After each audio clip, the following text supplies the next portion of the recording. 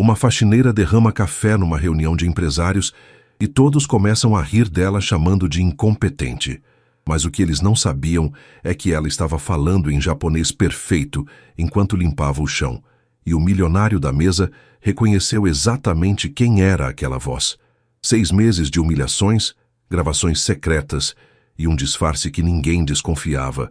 Quando ela finalmente se revelou como a herdeira bilionária que podia destruir todos os negócios dele, o silêncio na sala foi sepulcral. De onde? Você está assistindo esse vídeo? Conta aqui nos comentários. Se inscreve no canal e deixa seu like para descobrir como essa vingança silenciosa mudou a vida de centenas de famílias. O sol escaldante de quinta-feira queimava o asfalto das ruas do Recife quando Maria das Dores empurrou o carrinho de limpeza pelo corredor do 30º andar do Torre Business Center. O ar-condicionado gelado criava um contraste brutal com o calor sufocante da cidade lá embaixo, onde vendedores ambulantes se protegiam debaixo de guarda-sóis coloridos e executivos corriam em busca da sombra escassa. Seus chinelos de dedo faziam um ruído surdo contra o mármore frio importado da Itália, eco solitário numa manhã que prometia mais uma dose de humilhação disfarçada de trabalho honesto. O som monótono ecoava pelos corredores vazios, marcando o ritmo de uma vida que havia escolhido viver em segredo. O vestido de chitão azul, desbotado pelas muitas lavagens na lavanderia coletiva do bairro de Casa Amarela, onde fingia morar, grudava em suas costas suadas. A estampa de flores pequenas havia perdido o brilho original, e alguns pontos descosturados denunciavam o uso constante. Maria ajustou o lenço xadrez que cobria os cabelos negros sedosos, cabelos que já haviam sido penteados em salões de Tóquio e Nova York, mas que agora permaneciam presos sob o tecido barato comprado numa feira livre. Ela suspirou fundo antes de bater na porta da sala de reuniões, inalando o cheiro artificial do ambientador, caro que tentava mascarar o odor da ganância que impregnava aqueles corredores. Do outro lado da porta de vidro fosco, vozes masculinas discutiam números que representavam não apenas cifras, mas o destino de centenas de famílias que nem sabiam que suas vidas estavam sendo decididas naquela sala refrigerada. "Entre logo, mulher! O café está demorando uma eternidade!" gritou uma voz grossa e impaciente do interior da sala, o tom carregado de desprezo que se tornou trilha sonora dos últimos 6 meses da vida secreta de Maria. Maria empurrou a porta pesada de vidro fosco, sentindo o peso não apenas da porta, mas de todo o teatro que representava diariamente. A sala de reuniões principal da construtora Mendonça e Associados era um templo ao poder ostentado. Mesa de mogno maciço que poderia alimentar uma família por anos, cadeiras de couro italiano que custavam mais que o salário anual de um pescador, vista panorâmica da orla de Boa Viagem que transformava a beleza natural numa mercadoria a ser negociada. 5 homens de terno caro ignoraram sua presença enquanto ela preparava o café na bancada lateral, suas vozes ecoando discussões sobre índices de viabilidade e otimização de lucros. Para eles, Maria era apenas mais um objeto na decoração da sala, útil quando necessária, invisível quando não. Roberto Mendonça, o patriarca da construtora, gesticulava sobre mapas espalhados na mesa como um general planejando uma invasão. Aos 60 anos, carregava a arrogância de quem acreditava que dinheiro comprava qualquer coisa, inclusive dignidade alheia. Seus dedos grossos, ornados com um anel de ouro pesado que brilhava sob as luzes halógenas, traçavam linhas sobre o mapa da cidade como se estivesse redesenhando o destino de milhares de pessoas. "Olha só, pessoal", dizia ele, apontando com uma caneta Montblanc para uma área marcada em vermelho sangue. "Essa faixa da Praia do Pina vai ser uma mina de ouro de verdade. 200 famílias de pescadores vivendo em casebres, que não valem nem o terreno que ocupam.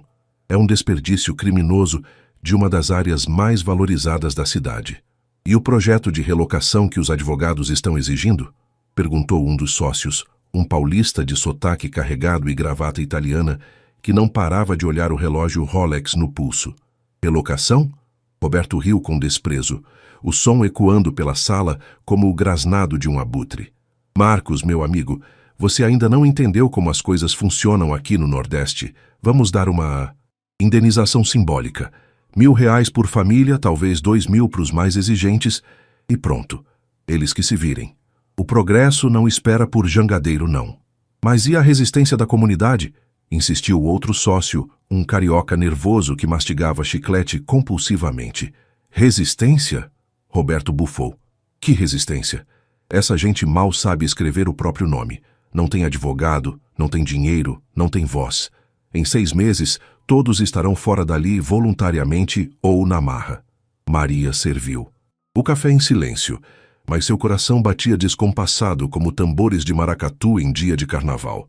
Cada palavra que ouvia era uma punhalada na memória de sua mãe, Conceição das Dores, que havia nascido numa dessas casas simples da beira-mar, que eles tratavam como lixo descartável. As mãos dela tremiam imperceptivelmente, enquanto segurava a bandeja de prata. Não de medo, mas de uma raiva controlada que fervia por baixo da máscara de submissão que havia aperfeiçoado ao longo de 6 meses. Os homens continuavam falando como se ela fosse um móvel, uma presença tão insignificante quanto o ar-condicionado que zumbia incessantemente ao fundo. E talvez fosse exatamente isso que a machucava mais. Não as palavras cruéis dirigidas a ela, mas a naturalidade com que tratavam vidas humanas como obstáculos descartáveis em seus planos de enriquecimento. A região toda vai ser valorizada em 300%, continuava Roberto, gesticulando com entusiasmo. Shopping de luxo, hotel 5 estrelas, centro empresarial. Vamos transformar aquela praia de jangadeiros numa Monaco brasileira. E o impacto ambiental? Perguntou timidamente o sócio mais jovem, um recifense que ainda demonstrava algum constrangimento com a conversa. Impacto ambiental? Roberto soltou uma gargalhada áspera. Rapaz, peixe morto não vota. Jangada não paga imposto. A natureza se adapta. Sempre se adaptou. O que importa é o progresso econômico. Quando se inclinou para servir Roberto, Maria sentiu o cheiro caro de sua loção pós-barba misturado com o odor de charuto cubano que impregnava suas roupas. Era o cheiro da opressão disfarçada de sofisticação. Seus dedos tremeram imperceptivelmente, não de nervosismo, mas de uma indignação tão profunda que, por um momento, ameaçou quebrar sua máscara cuidadosamente construída. A xícara de porcelana fina escorregou de seus dedos como se tivesse vontade própria, derramando café quente sobre os documentos espalhados na mesa. O líquido escuro se espalhou pelos mapas da destruição planejada, manchando as marcações vermelhas que representavam vidas humanas prestes a serem apagadas. O barulho da porcelana se estilhaçando no chão de mármore ecoou como um tiro na sala silenciosa. Maria caiu de joelhos imediatamente, recolhendo os cacos enquanto pedidos de desculpa sussurrados escapavam de seus lábios em português carregado de sotaque nordestino, um sotaque que havia aprendido a imitar perfeitamente durante horas de estudo com gravações de rádio local. Meu Deus, que jegue dessa mulher! Explodiu Roberto saltando da cadeira como se tivesse sido picado por uma cobra. Nem para servir um café essa gente presta.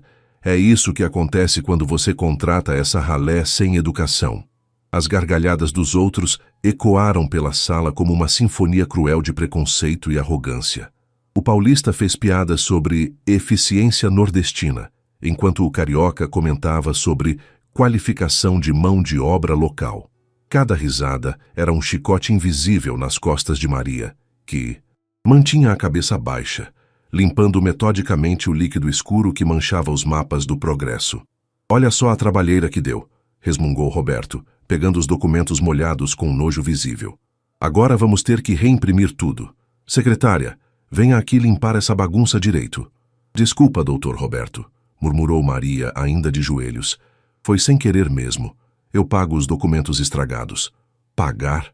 Roberto riu com sarcasmo cruel. Com que dinheiro, mulher? Seu salário de 3 meses não dá nem para reimprimir esses mapas. É por isso que gente como você nunca sai do lugar. Não tem responsabilidade nem competência. Mas em seus olhos amendoados, que permaneciam fixos no chão gelado de mármore, brilhava algo que nenhum deles percebeu. A determinação férrea de uma mulher com um propósito muito maior do que aparentava. Era a mesma determinação que havia construído um império tecnológico no Japão, a mesma força que atravessou oceanos em busca de justiça. Maria continuou limpando em silêncio, mas mentalmente já estava gravando cada palavra, cada gesto de desprezo, cada demonstração de como aqueles homens viam seus compatriotas. Eram evidências que se somariam às centenas de horas de gravações que já possuía, um arquivo completo de preconceito, ganância e desrespeito que seria usado no momento certo. "Termina logo isso aí e sai da nossa frente", ordenou Roberto, ajustando a gravata italiana com impaciência. "E da próxima vez, manda a empresa terceirizada mandar alguém que saiba trabalhar direito." "Sim, senhor", respondeu Maria, levantando-se lentamente e recolhendo os cacos restantes. "Mil perdões pelo inconveniente." Quando saiu da sala, carregando a bandeja com os destroços da porcelana cara, Maria permitiu-se um pequeno sorriso. Roberto Mendonça não fazia ideia de que havia acabado de humilhar a única pessoa no mundo que poderia salvar ou destruir completamente seu império, construído sobre o sofrimento alheio. O elevador desceu lentamente pelos 30 andares, e a cada piso que passava, Maria sentia crescer dentro dela não a sede de vingança, mas algo muito mais poderoso, a certeza absoluta de que estava no caminho certo para honrar a memória de sua mãe e proteger o povo que ela tanto amava. 3 horas depois, no banheiro feminino do 15º andar, um refúgio silencioso onde poderia baixar a guarda por alguns minutos preciosos, Maria olhava seu reflexo no espelho de cristal importado. As luzes fluorescentes criavam sombras suaves em seu rosto, revelando traços que ela havia aprendido a disfarçar com maquiagem barata e expressões estudadas. Lentamente, como quem desfaz um feitiço cuidadosamente tecido, retirou o lenço xadrez da cabeça, deixando cair uma cascata de cabelos negros sedosos que contrastavam dramaticamente com a simplicidade do vestido de chitão desbotado. Seus olhos amendoados, herança genética que misturava a delicadeza oriental de seu pai com o fogo nordestino de sua mãe, carregavam histórias de 2 mundos completamente distintos, mas que se encontravam harmoniosamente em seu coração dividido. No espelho, ela via não apenas seu próprio reflexo, mas os fantasmas queridos de seus pais. Os olhos puxados lembravam Kendi em seus momentos de concentração profunda, quando resolvia problemas complexos de engenharia com a paciência milenar de sua cultura.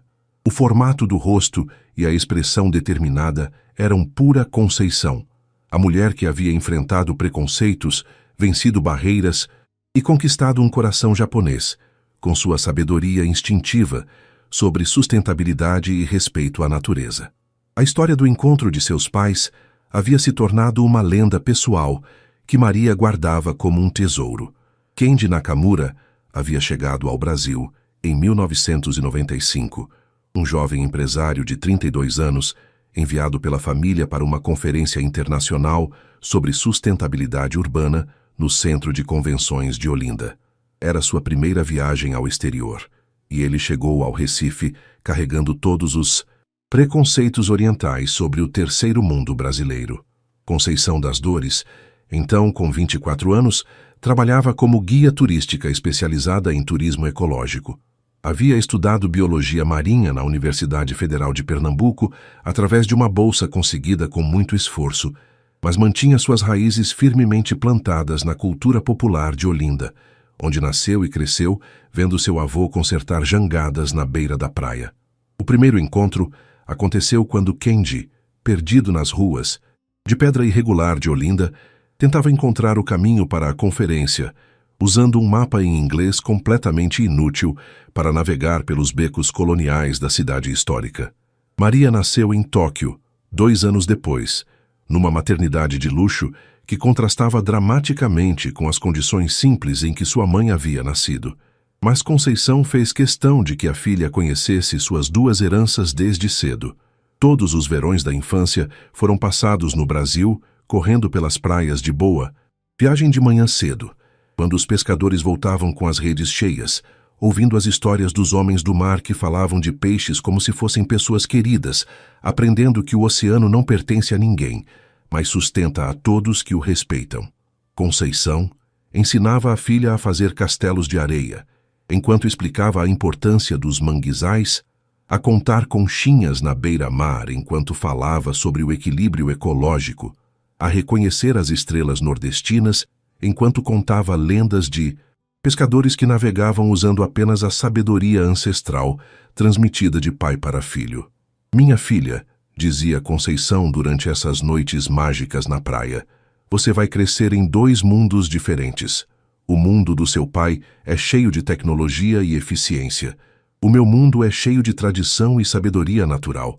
Mas quando você for grande, vai descobrir que os 2 mundos podem trabalhar juntos para criar algo mais bonito que qualquer um deles sozinho.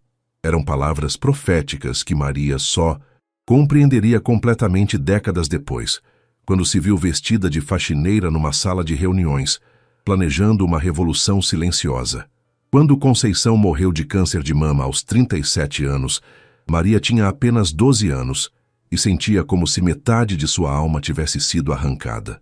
Kendi, devastado pela perda da única mulher que havia conseguido despertar sua humanidade por trás da máscara empresarial, mergulhou no trabalho como forma de escapar da dor. A Nakamura Technologies se expandiu rapidamente, tornando-se uma das maiores empresas de tecnologia sustentável do mundo.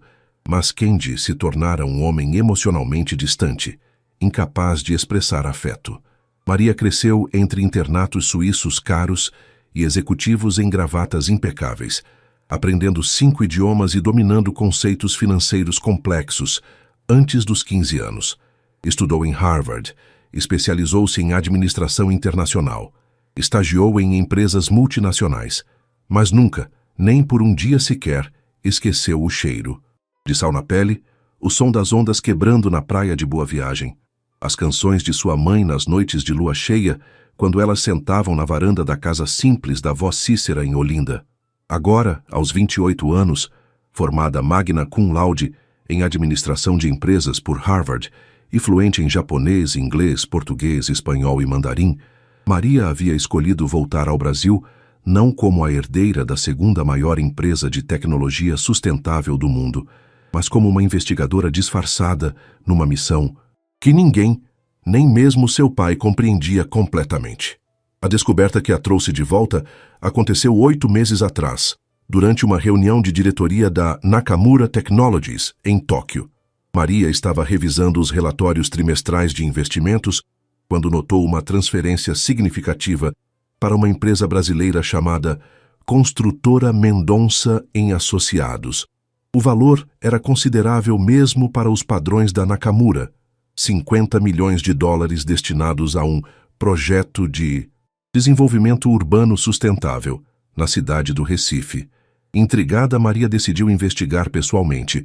O que descobriu a deixou nauseada.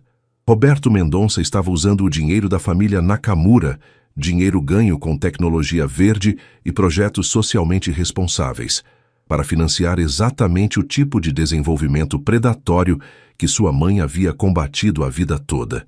Pior ainda, Kendi não fazia ideia. Para ele, era apenas mais um investimento imobiliário com retorno financeiro garantido e alegações de sustentabilidade que não foram verificadas adequadamente pela equipe de due diligence da empresa. Maria passou 3 semanas investigando Roberto Mendonça à distância, usando detetives particulares e relatórios públicos. O que encontrou foi um histórico assustador. 15 projetos anteriores que haviam deslocado comunidades tradicionais, 7 processos por danos ambientais, 3 investigações por suborno a funcionários públicos. E agora ele planejava usar o dinheiro de sua família para seu projeto mais ambicioso e destrutivo. Foi então que Maria tomou a decisão que mudaria sua vida. Ela não iria simplesmente cancelar o investimento ou confrontar Roberto diretamente. Ela iria investigá-lo pessoalmente, documentar todas as irregularidades e usar as evidências para não apenas impedir a destruição da comunidade pesqueira, mas transformar o projeto numa demonstração de como desenvolvimento e tradição poderiam coexistir harmoniosamente. Maria decidiu que precisava ver com os próprios olhos antes de agir.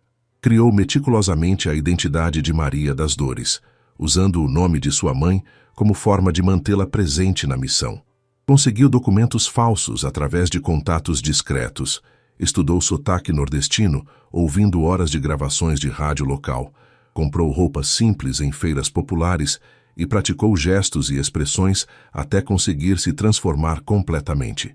O emprego de faxineira na Torre Business Center foi conseguido através de uma agência terceirizada, depois de Maria subornar discretamente o gerente de recursos humanos para garantir que fosse designada especificamente para o 30º andar, onde funcionava a construtora Mendonça.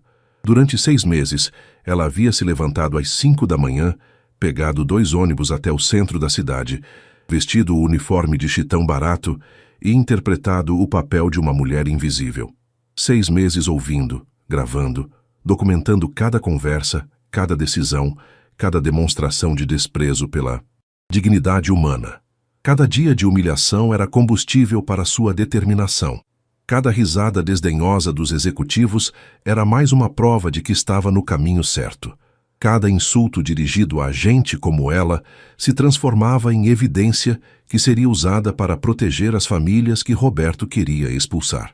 Mas a motivação mais profunda havia nascido numa tarde chuvosa de agosto, quando Maria visitou o túmulo de sua mãe no cemitério de Santo Amaro, em Olinda.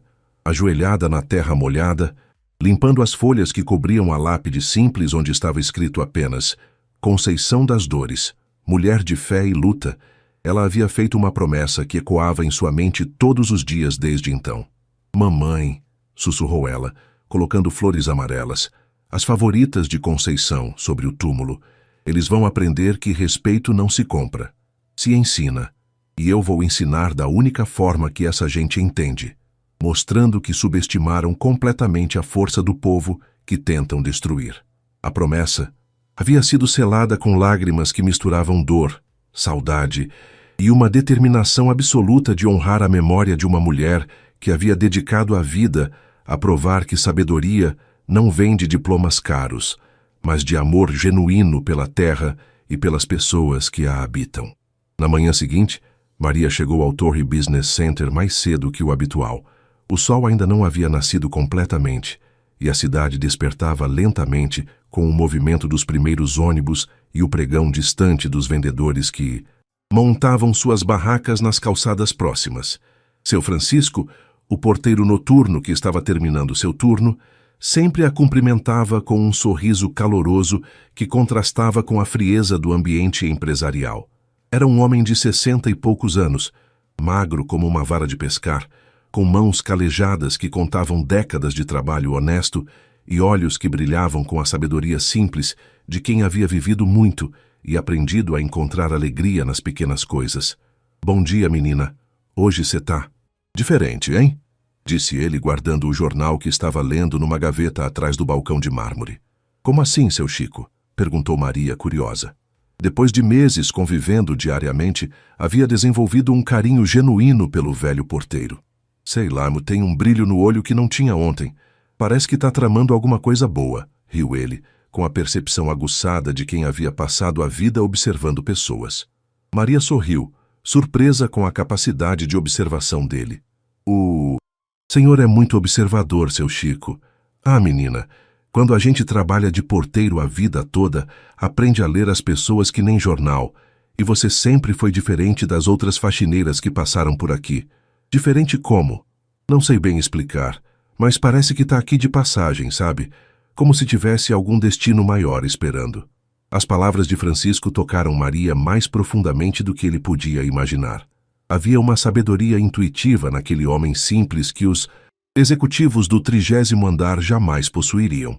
Seu Chico, o senhor conhece o pessoal lá da Praia do Pina?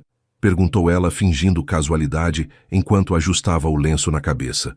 Oxe, claro! Nasci e me criei lá, menina. Pesquei desde os 12 anos até os 40, quando as costas não aguentaram mais, e tive que procurar outro trabalho. Por que a pergunta? Só curiosidade mesmo, respondeu Maria, mas o coração acelerou. Francisco não era apenas um observador casual. Ele fazia parte exatamente da comunidade que Roberto queria expulsar. Seu Chico, como é que tá lá na praia? As famílias, as casas? Ah, minha filha, tá todo mundo preocupado. Apareceram uns homens de terno oferecendo dinheiro para as famílias saírem. Pouco dinheiro, viu? Mal dá para comprar um barraco na periferia. E tem uns advogados também, mexendo com papéis, falando de não sei que projeto. O sangue de Maria gelou. Que tipo de projeto? Dizem que vão construir um shopping gigante. Vai ficar muito bonito, segundo eles. Mas bonito para quem, né? Pra gente que morou a vida toda lá e vai ter que ir embora. Maria sentiu a urgência apertar seu peito. O cronograma estava se acelerando mais rápido do que imaginara. E o pessoal? Tá pensando em aceitar? Alguns estão considerando, principalmente os mais velhos que estão com medo de ficar sem nada. Mas a maioria não quer sair. Dona Severina, você conhece ela? Tá organizando reuniões tentando convencer todo mundo a resistir. Dona Severina é a matriarca da comunidade, sabe? Viúva do Antônio Grande, que foi um dos pescadores mais respeitados da região. Ela que tá puxando a resistência. Mulher corajosa que nem um jangadeiro enfrentando tempestade. Maria guardou mentalmente o nome. Dona Severina seria sua primeira aliada na comunidade. Mas não era curiosidade. Maria havia decidido que precisava conhecer pessoalmente as famílias que estavam na mira da construtora. Não bastava ter as gravações. Precisava entender as histórias, os rostos, os sonhos que estavam prestes a ser destroçados. No 30º andar, a rotina seguia imutável como um ritual macabro de ganância. Roberto chegou de mau humor, gritando com a secretária sobre papéis amassados com café e exigindo que aquela jegue da limpeza fosse demitida imediatamente. Doutor Roberto tentou mediar a secretária, uma mulher de meia idade claramente desconfortável com os excessos do chefe. A empresa terceirizada vai cobrar uma multa se demitirmos a funcionária sem justa causa comprovada. Justa causa, Roberto bufou. A mulher destruiu documentos importantes. Isso não é justa causa? Tecnicamente foi um acidente. Acidente uma ova. Gente desse nível sempre arruma um jeito de sabotar o trabalho dos outros. É inveja, pura inveja de quem conseguiu subir na vida. Maria limpava as janelas da sala ao lado quando ouviu Roberto ao telefone com alguém importante. Sua voz havia mudado, saído do tom agressivo para um sussurro conspiratório que fez os pelos do braço de Maria se arrepiarem. Escuta aqui, Dr. Firmino. Preciso que o projeto seja aprovado na Câmara até o fim do mês, sem mais delongas. Não importa quanto custe, você me entendeu? Pausa. Como assim? Resistência da comunidade. Doutor, essa gente nem sabe ler direito. Como vão organizar resistência? Pausa mais longa. Tem advogado metendo o bedelho? Que advogado? Quem contratou advogado para essa ralé? A voz de Roberto estava ficando mais alta, mais nervosa. Doutor Firmino, estou pagando muito bem pelos seus serviços, justamente para evitar esse tipo de complicação. E quero a reintegração de posse, autorizada para a primeira quinzena de dezembro, no máximo. Se precisar usar a polícia militar, use, mas quero essa área limpa antes do Natal. Dezembro estava a apenas 6 semanas. Maria sentiu o sangue gelar nas veias. Era muito menos tempo do que imaginava. E outra coisa, continuou Roberto, quero saber quem anda passando informações para esses advogados ambientalistas. Alguém tem acesso às nossas conversas, aos nossos planos? Tem gente infiltrada, tenho certeza. Maria quase derrubou o borrifador de vidros que segurava. Roberto estava perigosamente perto da verdade. Quando Roberto desligou, ela bateu na porta. Que é agora? Desculpa incomodar, Dr. Roberto. É que... Bem, Maria fingiu hesitar, interpretando perfeitamente a funcionária invisível. Soube que o senhor está construindo umas casas novas por aí. Será que teria uma oportunidade para... Minha família? Roberto riu com desprezo. Mulher, você acha que casa da minha construtora é pra gente como você? As menores custam $500.000. Você levaria 100 anos juntando seu salário para comprar um banheiro dos meus apartamentos. Ah, sim, senhor. Desculpa a ousadia. Maria saiu da sala com os punhos cerrados. Não pela humilhação. Isso fazia parte do disfarce, mas pela confirmação de que Roberto Mendonça via seres humanos como números descartáveis em suas planilhas de lucro. Naquela tarde, ao invés de voltar para casa, Maria pegou um ônibus para a Praia do Pina. A Praia do Pina, ao entardecer, era um espetáculo de beleza simples que contrastava violentamente com a frieza dos escritórios do Torre Business Center. O sol dourado pintava o céu de tons alaranjados que se refletiam nas águas calmas, onde jangadas coloridas balançavam suavemente como berços embalados pela maré. Crianças corriam descalças pela areia úmida, suas risadas misturando-se com o som eterno das ondas, enquanto mulheres estendiam roupas coloridas nos varais que conectavam as casas simples como bandeirinhas de festa junina. O cheiro de peixe grelhado na brasa misturava-se com a brisa marinha carregada de sal, criando uma sinfonia de aromas que despertou memórias adormecidas em Maria. Memórias dos verões de sua infância, quando corria por uma praia muito parecida em Olinda, ouvindo as mesmas canções que agora chegavam aos seus ouvidos, vindas das casas abertas. Cada residência contava uma história, silenciosa através de suas cores vibrantes, azul turquesa como o mar em dia de bonança, amarelo canário como o sol do meio-dia, verde esperança como os manguezais próximos que sustentavam o ecossistema local. Não havia cercas ou muros. As famílias viviam numa confiança mútua construída ao longo de gerações, onde vizinhos eram irmãos de alma e crianças eram cuidadas por toda a comunidade. Dona Severina, de 67 anos, mas com a vitalidade de quem encontrou o segredo da felicidade na simplicidade, organizava meticulosamente as redes de pesca do marido na varanda de sua casa cor-de-rosa. Suas mãos, calejadas por décadas de trabalho honesto, moviam-se com a precisão de uma artesã, enquanto verificava cada nó, cada emenda, cada fio que poderia significar a diferença entre uma pescaria farta e uma volta com as mãos vazias. Quando notou Maria se aproximando com passos hesitantes, Dona Severina levantou o rosto enrugado pelo sol e pelo sorriso constante, oferecendo o tipo de acolhimento caloroso que havia se tornado raro no mundo moderno. «Boa tarde, senhora», disse Maria, sentindo uma timidez genuína diante da majestade simples daquela mulher. «Boa tarde, minha filha. Não te conheço, não. É nova por aqui?» perguntou Dona Severina, colocando as redes de lado e oferecendo toda a sua atenção à visitante, como se fosse a coisa mais natural do mundo parar tudo para receber uma estranha. «Sou da cidade, mas minha mãe era daqui de perto. De Olinda», respondeu Maria, sentindo pela primeira vez em meses que podia falar a verdade, pelo menos uma parte dela. «Ah, então é quase da família. Olinda é nossa irmã do coração. Como era o nome dela?» «Conceição das Dores». O efeito dessas palavras foi instantâneo e mágico. O rosto de Dona Severina se iluminou, como se alguém tivesse acendido uma lamparina em seus olhos, e suas mãos se ergueram para o céu numa exclamação de alegria pura. «Não! A Conceição que virou guia turística, a que casou com aquele japonês bonito e foi morar no fim do mundo». Maria sentiu o coração acelerar e os olhos se encherem de lágrimas que não conseguiu conter. «A senhora conheceu minha mãe?» «Oxe, menina, Conceição era prima em segundo grau da minha melhor amiga, a Raimunda. Uma menina linda como o dia, inteligente que só vendo. Sempre dizia que ia conhecer o mundo, mas nunca esqueceu a origem, não. Mandava cartão todo Natal, sabe? E você é igualzinha a ela. Mesmos olhos, mesmo jeito de sorrir».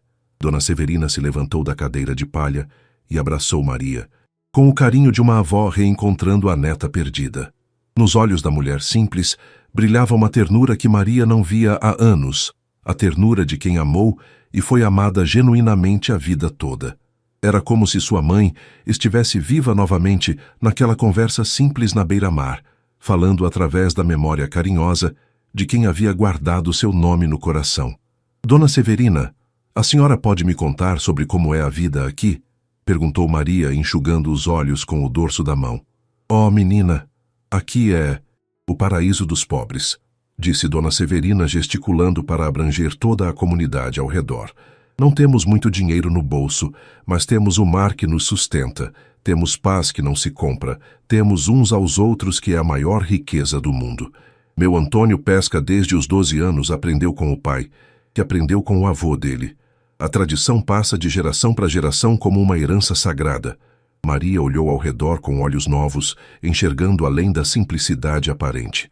As casas eram pequenas, mas cada uma contava uma história de amor e dedicação. Jardins minúsculos cultivados com carinho infinito produziam temperos que perfumavam as refeições familiares.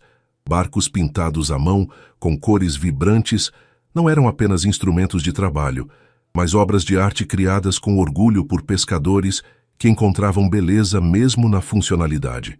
Crianças que brincavam livres e seguras nas ruas de terra batida cresciam sabendo que toda a comunidade as protegia e educava. E é verdade. Que pode ter mudança por aqui? Perguntou Maria, fingindo inocência, mas sentindo o coração apertar com a resposta que sabia que viria. O sorriso caloroso de Dona Severina murchou como flor atingida pelo vento forte. Suas mãos, antes relaxadas, se crisparam sobre o avental de chita. Ah, minha filha, tão dizendo que vem aí uns homens de gravata querendo comprar tudo, oferecendo uma miséria e falando que é pro nosso bem. Mas que bem pode ser tirar a gente da terra onde nascemos, onde nossos avós estão enterrados, onde nossos netos dão os primeiros passos. A senhora não pensaria em vender? Vender o quê? Isso aqui não tem preço, menina. É mais que casa, é raiz, é identidade. Onde eu vou com 67 anos? Como é que meu Antônio vai pescar longe do mar? Maria permaneceu na praia até o sol se pôr completamente. Cada conversa, cada sorriso, cada história que ouvia era mais uma certeza de que estava no caminho certo. Quando voltou para casa, ligou para Tóquio. Eram 4 da madrugada no Mindozi, Brasil, quando Maria discou o número do escritório de seu pai em Tóquio. Kenji Nakamura estava terminando mais um dia de trabalho de 14 horas. Papai. Maria-chan, que surpresa. Como você está? Estou bem. Papai, preciso conversar com o senhor sobre os investimentos da empresa no Brasil. No Brasil? Kenji pausou. Temos diversos projetos lá. Qual especificamente? A construtora Mendonça em Associados. O senhor lembra? Ah, sim. Roberto Mendonça. Um projeto de desenvolvimento urbano em Recife. Por que o interesse? Maria respirou fundo.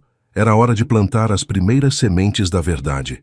Papai, o senhor se lembra das histórias que a mamãe contava sobre a terra dela? Claro que sim. Conceição falava das tradições pesqueiras, da importância das comunidades costeiras.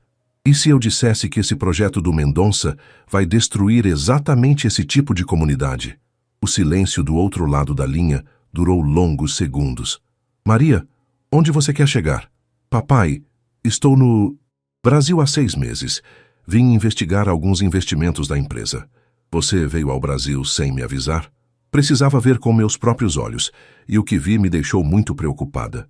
Kenji suspirou. Conhecia a filha bem demais para saber que quando ela tomava uma decisão, não havia força no mundo que a fizesse mudar de ideia. O que você descobriu, Maria? Que estamos financiando a destruição de tudo que a mamãe amava.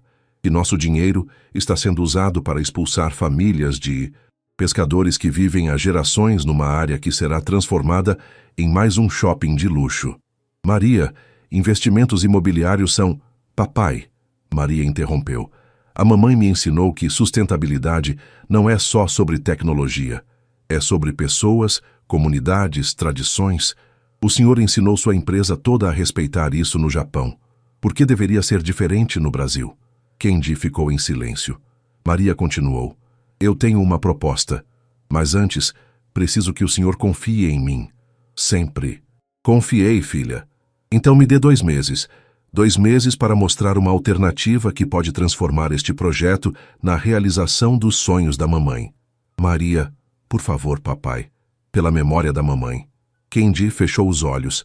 Conceição havia sido a única pessoa capaz de despertar seu lado sonhador, de fazê-lo ver além de planilhas e lucros.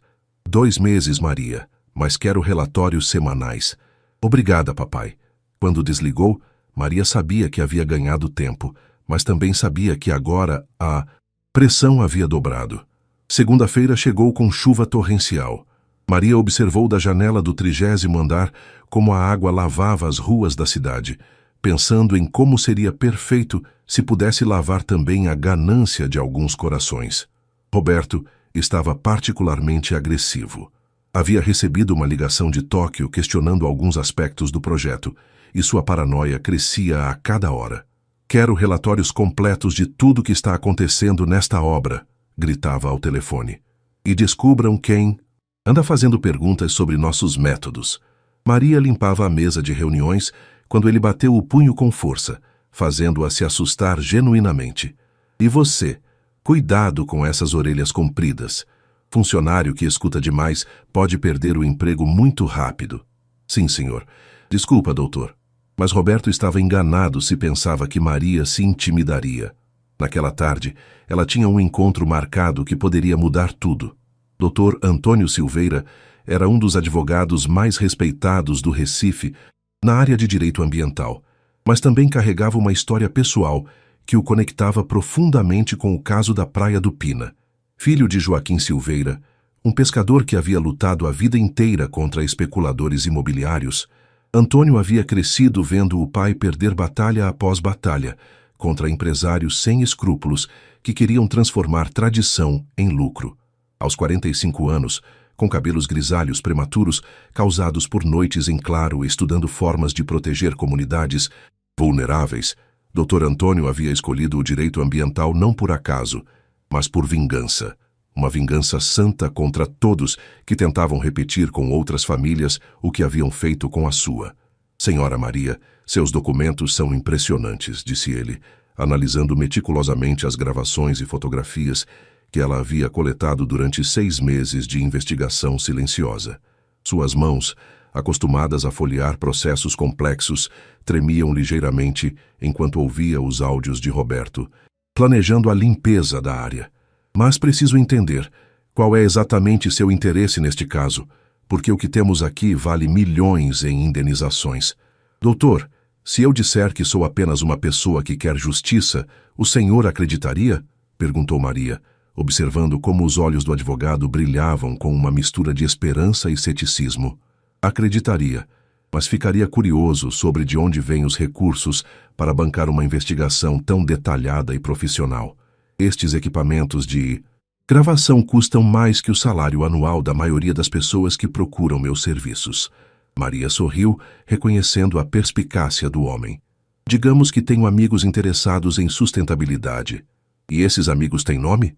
"Tem, mas prefiro apresentá-los no momento certo." Dr. Antônio a estudou com atenção crescente, suas décadas de experiência jurídica aguçando sua capacidade de ler pessoas. Havia algo naquela mulher que definitivamente não se encaixava com a aparência simples, a postura ereta mesmo quando tentava parecer submissa, o vocabulário sofisticado que ela ocasionalmente deixava escapar, a forma metódica como analisava documentos legais como se tivesse formação superior. "Senhora Maria, por acaso a senhora tem formação em direito ou administração?" "Tenho experiência prática", respondeu ela evasiva. "Experiência prática suficiente para saber que o que temos aqui é suficiente para embargar a obra, processar a construtora por danos morais às famílias e, possivelmente, enviar Roberto Mendonça para a cadeia por suborno e corrupção?" "Sim, mas não vim aqui para destruir ninguém, doutor. Vim buscar uma solução." "Uma solução?" Dr. Antônio se inclinou na cadeira, intrigado. Em 20 anos de carreira, raramente encontrava pessoas que preferiam construir a destruir.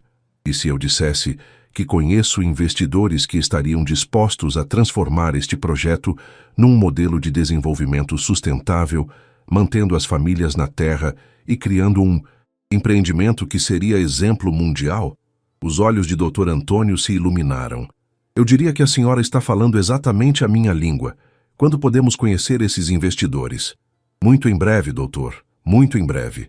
Maria passou a semana seguinte dividida entre duas realidades. Durante o dia, era a faxineira invisível que ouvia Roberto e os sócios planejarem a Operação Limpeza da Praia do Pina. À noite, trabalhava incansavelmente num projeto que poderia revolucionar o conceito de desenvolvimento urbano sustentável no Brasil. Na Nakamura Technologies, Kendi havia reunido sua equipe de arquitetos e urbanistas mais renomados para desenvolver algo extraordinário. Uma proposta de ecovila que integraria a tradição pesqueira com tecnologia sustentável. Quero casas que flutuem com as marés, mas permaneçam seguras, explicava Maria por videoconferência durante a madrugada. Energia solar integrada, sistema de purificação de água do mar, hortas comunitárias em terraços, mas tudo respeitando a arquitetura tradicional. É possível, Maria-san, respondeu o chefe da equipe de design, mas será um projeto piloto caro. Papai, qual seria o investimento total? Aproximadamente 3 vezes o que já investimos com Mendonça, respondeu Kenji. Mas o retorno não seria apenas financeiro. Seria um legado. Seria a realização de um sonho que começou com a mamãe. Na quinta-feira, Maria recebeu 2 notícias importantes. A primeira, boa. Dr. Antônio havia conseguido uma liminar temporária suspendendo a reintegração de posse até que fosse feita uma análise ambiental completa da área. A segunda, preocupante, Roberto havia descoberto que alguém estava mexendo nos vespeiros dele. Tem gente infiltrada, gritava ele na sala de reuniões. Alguém anda passando informações para esses advogados ambientalistas. Como você pode ter certeza? Perguntou um dos sócios. Porque a liminar cita conversas específicas que só poderiam ser conhecidas por quem estava nesta sala. Maria, que organizava arquivos no armário ao lado, sentiu o coração acelerar. Roberto estava perto demais da verdade. Quero investigar todo mundo que tem acesso a este andar. Segurança, limpeza, manutenção, todos. Isso pode gerar problemas trabalhistas, Roberto. Problemas trabalhistas eu resolvo depois. Primeiro preciso descobrir quem é o rato. Maria sabia que seu tempo estava se esgotando. Era hora de acelerar o plano. Naquela noite, ela ligou para Dr. Antônio. Doutor, acho que chegou a hora de apresentar meus amigos investidores. Pode organizar uma reunião para amanhã? Tão rápido assim? A situação está ficando complicada. É melhor agirmos antes que seja tarde demais. A sexta-feira amanheceu tensa. Roberto havia contratado uma empresa de segurança particular para investigar possíveis vazamentos na empresa. Câmeras discretas foram instaladas e todos os funcionários terceirizados estavam sendo observados. Maria sabia que não tinha muito tempo. Durante o intervalo do almoço, encontrou-se com o Dr. Antônio em seu escritório. Doutor, preciso fazer uma confissão antes da reunião de hoje à tarde. Estou ouvindo. Meu nome não é exatamente Maria das Dores. É Maria Nakamura das Dores. Dr. Antônio arqueou as sobrancelhas. Nakamura, como a empresa japonesa. Exatamente como a empresa japonesa. Meu pai é Kenji Nakamura. O Kenji Nakamura? O mesmo que está financiando Roberto Mendonça, sim. Dr. Antônio ficou em silêncio por longos segundos, processando a informação. Senhora Maria, ou devo dizer senhora Nakamura, isso muda completamente o cenário. Muda para melhor, doutor, porque agora podemos oferecer uma alternativa real. Às 15h, Dr. Antônio havia organizado uma reunião com líderes da comunidade da Praia do Pina. Dona Severina estava lá, junto com Antônio, seu marido, mais 10 representantes das famílias e o pároco local. Pessoal, começou o Dr. Antônio, quero apresentar a vocês a senhora Maria, que tem uma proposta muito interessante. Maria entrou na sala simples da Associação de Pescadores. Havia trocado o uniforme de faxineira por uma roupa social discreta, mas ainda carregava no rosto a humildade que aprendera com a mãe. Dona Severina, disse ela sorrindo, a senhora se lembra de mim? Claro, minha filha, a filha da Conceição. Pois bem, eu não vim aqui apenas para conhecê-los. Vim com uma proposta que pode salvar suas casas e ainda criar oportunidades para toda a comunidade. Que tipo de proposta? Perguntou Antônio, o pescador. Uma proposta que vem da empresa do meu pai, uma empresa que quer fazer diferente. Maria explicou o projeto da Ecovila. Casas reformadas com tecnologia sustentável, escola de pesca moderna para os jovens, centro de turismo ecológico, cooperativa para a venda direta do pescado. E não precisaríamos sair daqui? Perguntou Dona Severina. Não só não precisariam sair, como suas casas se valorizariam e vocês teriam novas fontes de renda sem perder as tradições. E cadê a pegadinha? Questionou um dos pescadores mais jovens. Maria sorriu. A pegadinha é que vocês teriam que aceitar que suas vidas ficarão melhores. O padre Joaquim, que conhecia bem sua comunidade, fez a pergunta-chave. Minha filha, isso parece bom demais para ser verdade. Qual é o interesse real da sua família?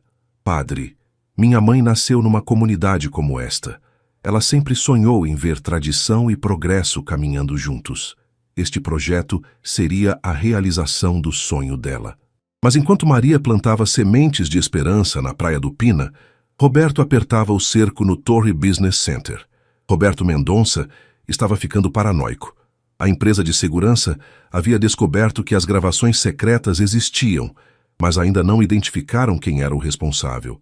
Ele decidiu tomar uma medida drástica. Quero todos os funcionários terceirizados do 30º andar na sala de reuniões. Agora eram apenas 5. Maria, mais 2 da limpeza, 1 da manutenção e 1 da copa. Todos pareciam assustados, exceto Maria, que mantinha sua máscara de submissão. Alguém aqui dentro está vendendo informações, disse Roberto, caminhando como um predador diante das suas presas. E eu vou descobrir quem é. Ele parou diante de Maria. Você, há quanto tempo trabalhas aqui? 6 meses, doutor. 6 meses. Roberto repetiu pensativo. Exatamente quando começaram os problemas. Não entendo, doutor. Não entende ou não quer entender? Roberto se aproximou mais. Sabe de uma coisa? Você me parece diferente das outras. Fala melhor, se comporta melhor. Maria sentiu o coração disparar, mas manteve a calma. Minha mãe sempre dizia que educação não ocupa lugar, doutor. Sua mãe, né? E onde sua mãe aprendeu tanta educação? Era muito inteligente, doutor. Lia muito. Roberto a estudou com desconfiança crescente. Havia algo que não se encaixava, mas não conseguia identificar o quê. Está todo mundo dispensado, exceto você, disse, apontando para Maria. Quando ficaram sozinhos, Roberto fechou a porta. Vou fazer umas perguntas e quero respostas honestas. Sim, senhor. Primeiro, você já teve acesso a documentos desta empresa? Só para limpar quando caem no chão, doutor. Segundo, você conhece alguém que trabalha com direito ambiental? Não, senhor. Só conheço gente simples como eu. Terceiro, você sabe que espionagem empresarial é crime? Sei não, doutor. Nunca estudei essas coisas. Roberto deu a volta na mesa, observando cada microexpressão de Maria. Sabe de uma coisa? Vou fazer um teste. Ele pegou um documento em inglês sobre fluxo de caixa e colocou na frente dela. Leia isso para mim. Maria fingiu dificuldade. Desculpa, doutor, mas eu não sei ler direito em inglês, não. Nem uma palavrinha? Algumas palavrinhas eu reconheço, mas entender mesmo não. Roberto não estava convencido, mas não tinha provas concretas. Pode ir embora, mas fica sabendo. Estou de olho em você. Quando Maria saiu da sala, suas mãos tremiam ligeiramente. Roberto estava perto demais da verdade. Era hora de acelerar drasticamente o cronograma. Naquela noite, ela ligou para o pai. Papai, preciso que venha ao Brasil. Agora. O que aconteceu, Maria? Chegou a hora de mostrar nossas cartas, mas se demorarmos muito, posso perder todo o trabalho destes meses. Estou numa reunião muito importante. Papai, Maria interrompeu, lembra da promessa que fez à mamãe no hospital? De que sempre me apoiaria quando eu lutasse por algo em que acreditasse? O silêncio do outro lado da linha foi eloquente. Chego amanhã, disse Kendi finalmente. Sábado de manhã, Maria estava no aeroporto Guararapes, esperando a chegada de seu pai. Kendi Nakamura desceu do avião particular, acompanhado de 2 assistentes e uma pasta cheia de projetos. Aos 58 anos, Kendi era um homem elegante que irradiava poder silencioso. Diferente dos empresários brasileiros que Maria conhecera, ele falava pouco e observava muito. Como está, Maria Chan? Nervosa, papai. Mas determinada. No carro a caminho do hotel, Maria explicou os detalhes finais do plano. Amanhã é segunda-feira. Roberto vai receber uma proposta oficial da Nakamura Technologies, uma proposta que ele não pode recusar. E qual seria essa proposta? Que assumiremos totalmente o projeto, pagando a ele uma indenização generosa para se retirar. Em troca, faremos a Ecovila sustentável. E se ele recusar? Aí usamos as gravações e o acionamos judicialmente por quebra de contrato e uso indevido dos Recursos da Nakamura Technologies. Kendi sorriu discretamente. Maria havia herdado dele o instinto para negócios, mas da mãe havia herdado a compaixão que transformava lucro em propósito. E sua identidade secreta? Quando pretende revelar? Na hora certa, papai. Na hora que causar maior impacto. Segunda-feira chegou com o sol brilhante típico do Nordeste. Maria vestiu novamente o uniforme de faxineira e chegou ao trabalho no horário habitual. Roberto estava em reunião desde as 8 da manhã, visivelmente agitado. Às 10 horas em ponto, a secretária anunciou pelo interfone: Dr. Roberto, chegou uma comitiva japonesa. Dizem que vem da empresa Nakamura Technologies. O sangue de Roberto gelou nas veias. Nakamura Technologies só mandava representantes pessoalmente quando havia problemas sérios. Mande eles entrarem na sala principal e chame todo mundo para reunião de emergência. Maria, que limpava o banheiro do andar, ouviu tudo. Seu coração batia como um tambor de maracatu, mas ela mantinha a expressão serena. Kendi entrou na sala de reuniões com a postura de um imperador. Trajava um terno escuro impecável e carregava uma pasta de couro que parecia conter os segredos do universo. Senhor Mendonça, disse ele em português com sotaque carregado, precisamos conversar. Roberto estava suando frio. É uma honra ter o senhor aqui. Se soubesse que viria... Senhor Mendonça, Kendi o interrompeu. Estou aqui porque recebemos informações preocupantes sobre o uso dos recursos da minha empresa. Que informações? Informações de que o projeto não está seguindo os padrões de sustentabilidade que exigimos em todos os nossos investimentos. Roberto tentou manter a compostura. Senhor Nakamura, posso assegurar que... O senhor pode assegurar que não está planejando despejar 200 famílias de pescadores para construir mais um shopping? A pergunta caiu como uma bomba na sala. Roberto empalideceu. Como o senhor soube disso? Senhor Mendonça, a Nakamura Technologies não chegou onde está sendo negligente. Nós investigamos todos os nossos parceiros. Foi nesse momento que Maria entrou na sala carregando o café. Maria serviu o café em silêncio, mas todos os seus sentidos estavam em alerta máximo. Roberto estava claramente desconfortável, Kendi mantinha a frieza oriental, e os outros sócios pareciam peixes fora d'água. Senhor Nakamura, disse Roberto, tentando recuperar o controle. Acredito que há um mal-entendido. O projeto de Boa Viagem vai gerar empregos e desenvolvimento para a região. Que tipo de desenvolvimento? Perguntou Kendi, abrindo sua pasta e retirando algumas fotografias. Este tipo? As fotos mostravam comunidades japonesas que haviam sido destruídas durante a expansão urbana descontrolada dos anos 80. Paisagens desoladas onde antes havia tradição e cultura. Senhor Nakamura, isso é diferente? É diferente como, senhor Mendonça? Porque aqui são brasileiros e não japoneses? O silêncio na sala era constrangedor. Maria continuava servindo café, mas observava cada reação, cada gesto. Vou ser direto, continuou Kendi. A Nakamura Technologies só investe em projetos que respeitam comunidades locais e tradições ancestrais. O que o senhor está propondo vai contra tudo que defendemos. Mas o retorno financeiro... Senhor Mendonça, minha empresa não precisa de retorno financeiro obtido à custa da miséria humana. Roberto estava ficando desesperado. Senhor Nakamura, talvez possamos renegociar alguns aspectos do projeto? Talvez sim, disse Kendi, surpreendendo a todos. Talvez possamos, mas primeiro gostaria de ouvir a opinião de alguém que conhece bem a situação local. Claro, posso chamar nossos consultores? Não, Kendi interrompeu, olhando diretamente para Maria. Gostaria de ouvir a opinião dela. Todos os olhos se voltaram para Maria, que ainda segurava a bandeja do café. Roberto riu nervosamente. Senhor Nakamura, com todo respeito, ela é apenas o quê, senhor? Mendonça. Uma funcionária da limpeza não tem conhecimento para opinar sobre o próprio país? Sobre a própria terra?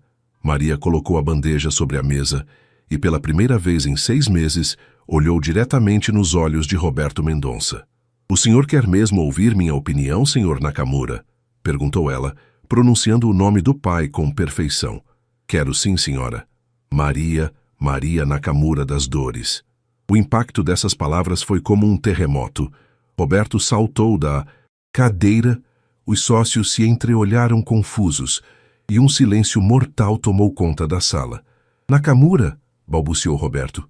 Você é... Sou filha do senhor Kenji Nakamura, disse Maria, retirando o lenço da cabeça e deixando cair os cabelos negros sedosos.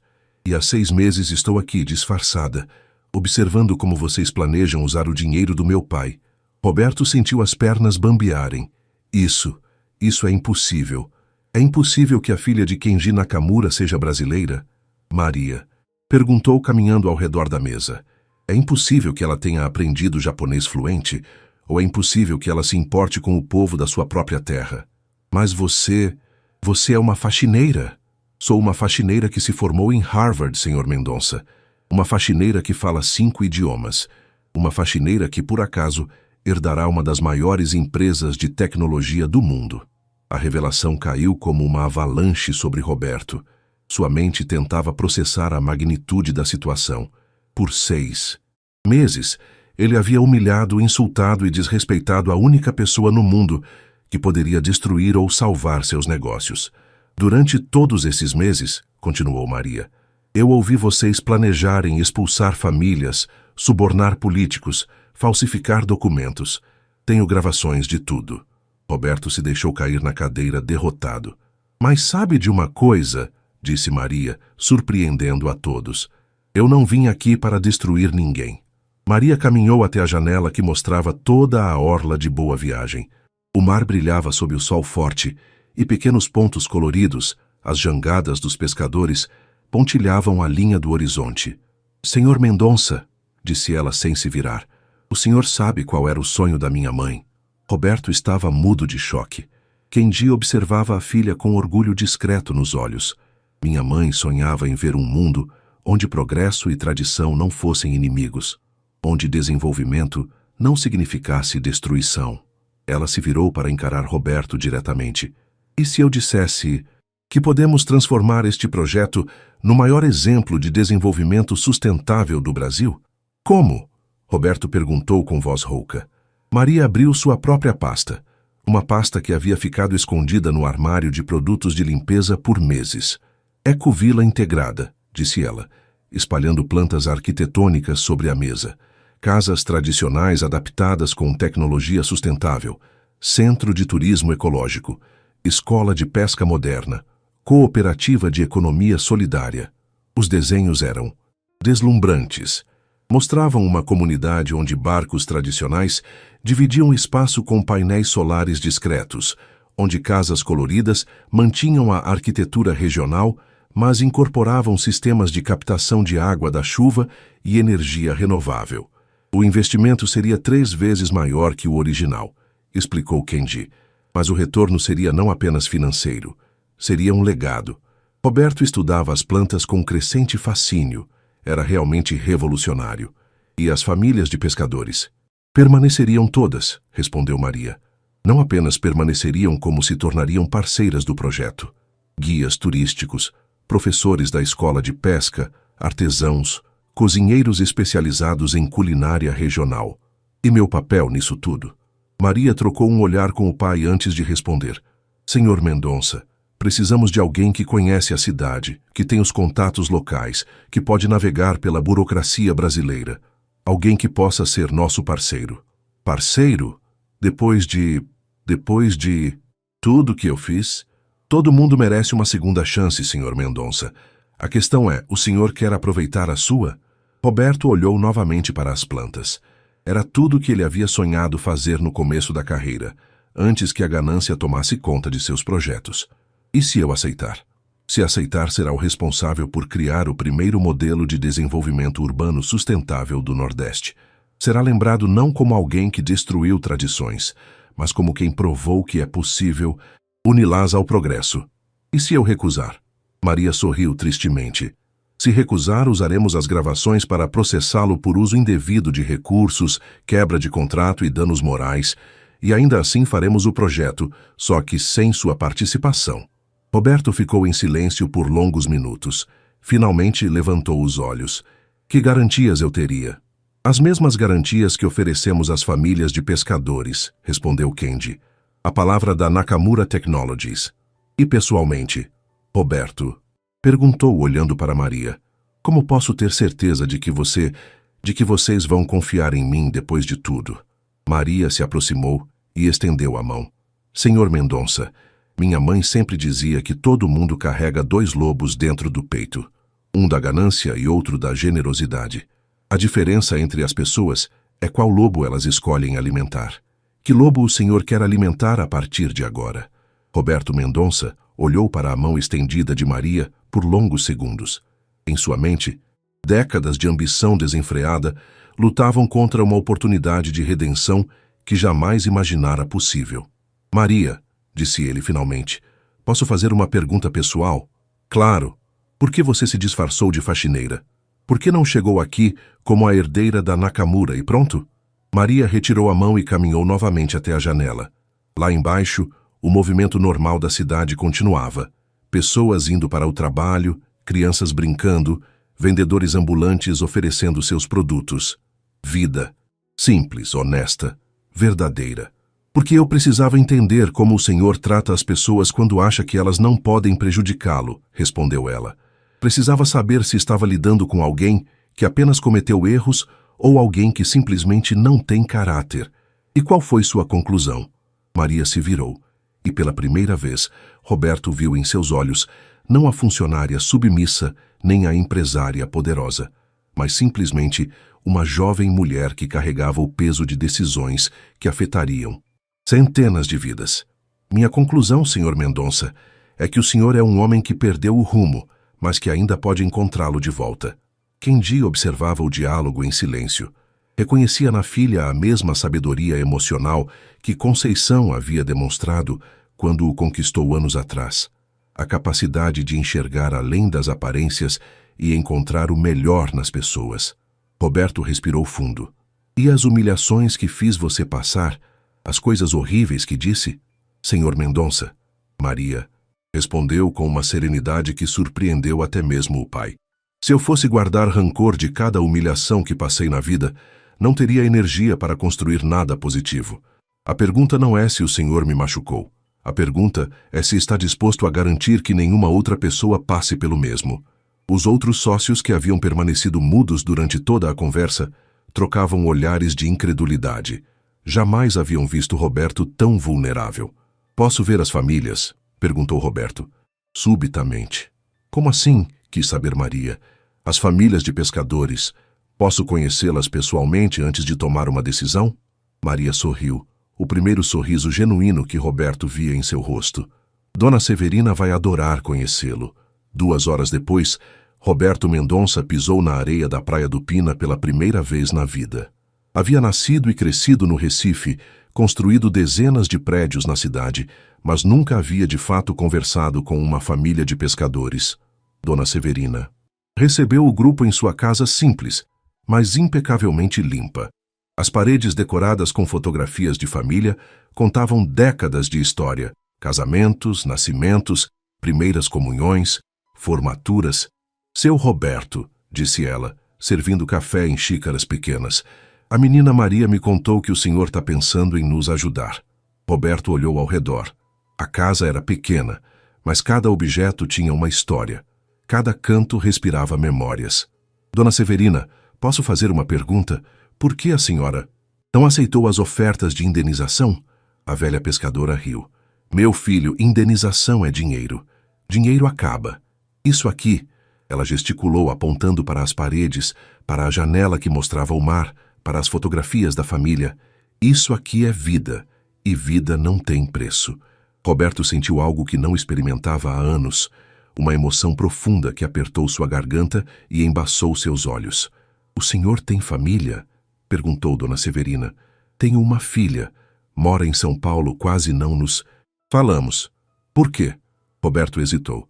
Porque ela acha que eu virei uma pessoa que ela não reconhece. E virou? A pergunta simples atingiu Roberto como um soco no estômago. Acho que sim. Dona Severina colocou a mão enrugada sobre a dele. Meu filho, nunca é tarde para voltar a ser quem a gente realmente é. Quando saíram da casa de Dona Severina, Roberto estava transformado. Maria percebeu a mudança em seus olhos.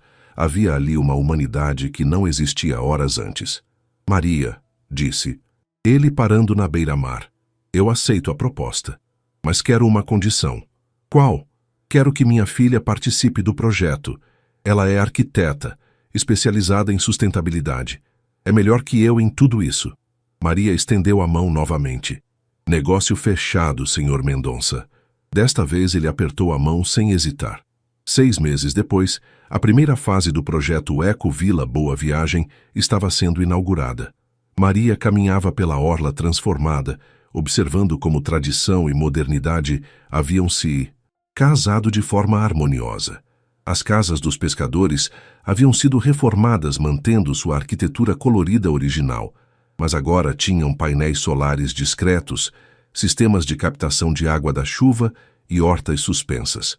A escola de pesca funcionava numa antiga casa de farinha restaurada, onde jovens aprendiam tanto técnicas ancestrais quanto tecnologia moderna de navegação. Roberto Mendonça havia se transformado no maior defensor do projeto. Trabalhou incansavelmente para conseguir todas as licenças ambientais e convencer outros empresários locais a aderirem ao conceito de desenvolvimento sustentável. Sua filha, Luciana, havia se mudado para o Recife para coordenar a parte arquitetônica do empreendimento. Pai e filha estavam mais próximos do que haviam estado em anos. Maria, gritou uma voz conhecida. Era Dona Severina, que se aproximava com um sorriso radiante no rosto. Aos 68 anos, havia se tornado uma das principais líderes da cooperativa de turismo ecológico. Menina, veio ver como está ficando nossa escola de culinária regional. Vim ver tudo, Dona Severina, como estão as coisas. Oxe, melhor impossível. Meu neto passou no vestibular para engenharia ambiental, a neta virou guia turística oficial e eu estou ensinando receitas da família para gente de todo o mundo. Maria sorriu. Era exatamente isso que sua mãe havia sonhado. Progresso que honrava o passado, ao invés de destruí-lo. Kendi havia voltado ao Japão, mas vinha ao Brasil todo mês para acompanhar o projeto. A Nakamura Technologies estava desenvolvendo projetos similares em comunidades tradicionais de todo o mundo, usando Boa Viagem como modelo. Maria, uma voz masculina a chamou. Era Roberto, que se aproximava com um jornal na mão. Viu a matéria na capa do Diário de Pernambuco? A manchete dizia: Projeto sustentável do Recife vira modelo mundial e atrai investidores internacionais. Lembra quando você me perguntou qual lobo eu queria alimentar? Disse Roberto. Acho que finalmente descobri. Qual foi sua resposta? Que eu quero alimentar o lobo que constrói pontes ao invés de muros. Maria observou o movimento ao seu redor. Crianças brincavam na praia enquanto seus pais trabalhavam na cooperativa. Turistas estrangeiros aprendiam a pescar com jangadeiros experientes. Jovens universitários estudavam sustentabilidade numa biblioteca construída com materiais reciclados. Sabe de uma coisa, Sr. Roberto? O quê? Acho que minha mãe estaria orgulhosa. Tenho certeza que estaria. E... seu pai? Maria olhou para o horizonte, onde jangadas coloridas navegavam sob o sol dourado do entardecer nordestino. Meu pai descobriu que existe algo mais valioso que lucro financeiro, o lucro da alma. Naquela noite, Maria ligou para Kendi em Tóquio. Papai, o projeto está funcionando além das nossas expectativas. Estou vendo os relatórios. Vocês criaram algo extraordinário. Não, papai. Nós não criamos nada. Apenas ajudamos algo que já existia a florescer. Maria Chan? Sim? Sua mãe. Estaria muito orgulhosa da mulher que você se tornou. Maria sorriu tocando delicadamente o colar que havia pertencido à Conceição das Dores. Papai, acho que finalmente entendi a lição mais importante que a mamãe queria nos ensinar. Qual? Que a verdadeira riqueza não está no que conseguimos acumular, mas no que conseguimos plantar para as próximas gerações. Quando desligou o telefone, Maria saiu para uma última caminhada na praia. A lua cheia iluminava o mar calmo como um farol celestial, e o som eterno das ondas misturava-se com risos distantes de famílias reunidas em suas casas coloridas. Famílias que agora tinham não apenas um presente seguro, mas um futuro promissor para seus filhos e netos. O projeto havia crescido além dos sonhos mais ambiciosos de todos os envolvidos. A escola de pesca moderna formava jovens que dominavam tanto as técnicas ancestrais passadas de geração em geração, quanto tecnologia de navegação via satélite. A cooperativa de culinária regional exportava temperos e conservas típicas para restaurantes do mundo inteiro, enquanto o Centro de Turismo Ecológico recebia visitantes interessados em aprender sobre sustentabilidade prática, com pessoas que viviam esses conceitos naturalmente. Maria parou diante da casa de Dona Severina, agora pintada de um azul turquesa vibrante que brilhava sob o luar. Na varanda, a matriarca da comunidade balançava suavemente numa rede nova, contando histórias para 3 netos que a ouviam com os olhos brilhando de curiosidade. Era a mesma cena que se repetia há gerações, mas agora com a segurança de que essas crianças teriam oportunidades que seus avós jamais sonharam. Dona Severina, chamou Maria suavemente. Oxe, menina, que você está fazendo acordada a essa hora? Não conseguia dormir. Fica pensando em tudo o que aconteceu. A velha pescadora se levantou da rede e caminhou até Maria, colocando as mãos calejadas, mas carinhosas, no rosto da jovem. Minha filha, sua mãe está vendo tudo lá de cima, sabia? E está orgulhosa demais da mulher corajosa que você virou. Acha mesmo, Dona Severina? Tenho certeza absoluta. Conceição sempre dizia que a gente planta a árvore não para a gente mesmo comer o fruto, mas para os nossos filhos descansarem na sombra. Você plantou uma floresta inteira, menina. Maria abraçou Dona Severina como se fosse sua própria avó, sentindo todo o peso e toda a beleza da jornada que havia percorrido. Havia começado como uma faxineira invisível e terminado como a ponte entre 2 mundos. Mas mais importante que isso, havia aprendido que às vezes é preciso se disfarçar de quem não somos para descobrir quem realmente podemos nos tornar. Caminhando pela areia fofa em direção à linha da maré, Maria pensou em todas as reviravoltas, todos os momentos de tensão, todas as lágrimas, de raiva, de saudade, de alegria que a haviam trazido até ali. Roberto Mendonça não era mais o homem ganancioso que humilhara uma faxineira numa manhã de quinta-feira. Havia se tornado um pai reencontrado, com a filha e um empresário que descobriu que construir vidas vale mais que construir prédios. Na areia molhada da maré, onde as ondas vinham morrer sussurrando segredos antigos do oceano, Maria ajoelhou-se e escreveu com o dedo uma mensagem que sabia que o mar levaria, mas que seu coração guardaria para sempre. Obrigada por me ensinar que o amor à nossa terra é a única revolução que vale a pena. A próxima onda, carregada de espuma branca como rendas de noiva, veio buscar as palavras da areia, levando-as mar adentro, onde se juntariam as preces silenciosas de todos os pescadores que já haviam navegado por aquelas águas sagradas. Mas a água salgada não conseguiu apagar a certeza que brilhava no coração de Maria. Ela havia encontrado sua verdadeira identidade no ponto exato onde suas 2 heranças, a japonesa disciplinada e a nordestina apaixonada, se abraçaram para criar algo infinitamente maior que a soma de suas partes.